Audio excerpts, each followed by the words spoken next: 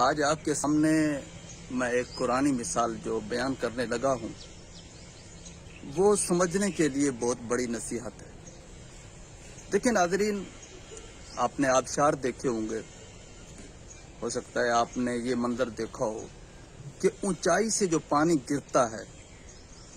اس پانی کے گرنے کے بعد نتیجتاً ایک جھاگ نمودار ہوتی ہے۔ آبشار سے پانی اترا، پہاڑ سے پانی اترا، وادیاں بہیں، اس سیلاب کے پانی میں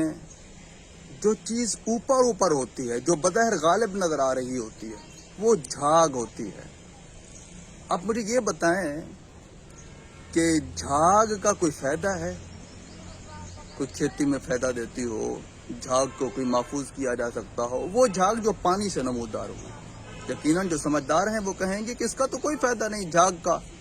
یہ تو ضائع ہو جاتی ہے، اس کی مدت تو بہت کم ہوتی ہے۔ لیکن ناظرین، یہاں جو میں آپ کو جو مثال بیان کرنے لگا ہوں قرآن پاک کی، اس میں ایک سبق موجود ہے، ایک ڈھارس موجود ہے علماء کو، اور اسی طرح مجاہدین کو، اسی طرح ان لوگوں کو کہ جو حق پر ڈٹ کر قائم رہتے ہیں، ان کے لیے یہ مثال بیان کی جا رہی ہے کہ بظاہر جو چیز باطل ہوتی ہے وہ غالب ہو رہی ہوتی ہے، وہ ایسے لگ رہا ہوتا ہے کہ یہ غالب آ گئی ہے، یہ جیت گئی ہے، باطل شے جیت رہی ہے، بندہ یہ سمجھ رہا ہوتا ہے۔ لیکن ناظرین، حقیقت اس کی یہی ہوتی ہے جو جھاگ کی حیثیت ہوتی ہے، جس کو اللہ پاک نے قرآن پاک میں فرمایا فَأَمَّا الزَّبَدُ، بہرحال یہ جو جھاگ ہے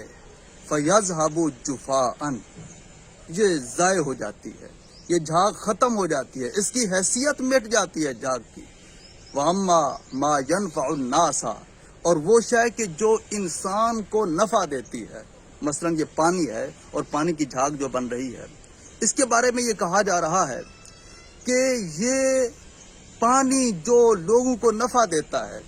بس یہ برقرار رہتا ہے، کھیتوں میں جاتا ہے، کھیتوں کو سیراب کرتا ہے، ہرے بھرے درخت، ہرے بھرے لہلاتے کھیت، پھول، کلیاں، یہ سب پانی کا نتیجہ۔ تو وَأَمَّا مَا يَنْفَعُ النَّاسَ، جس چیز نے لوگوں کو فائدہ دینا ہے وہ چیز حق ہے،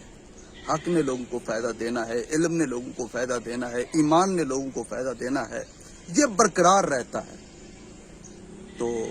اسی کو بیان کیا جا رہا ہے کہ وَأَمَّا مَا يَنْفَعُ النَّاسَ، وہ شے کہ جو لوگوں کو نفع دیتی ہے، فَيَمْكُثُ فِي الْأَرْضِ، وہ زمین میں برقرار رہتی ہے۔ كَذَلِكَ يَضْرِبُ اللَّهُ الْأَمْثَالَ، اسی طرح اللہ پاک مثالیں بیان کرتا ہے تاکہ ہم سمجھیں، تاکہ ایک مومن اس بات کو سمجھے، اس کے دل میں ڈھارس، اعتماد، بھروسہ، توکل قائم ہو،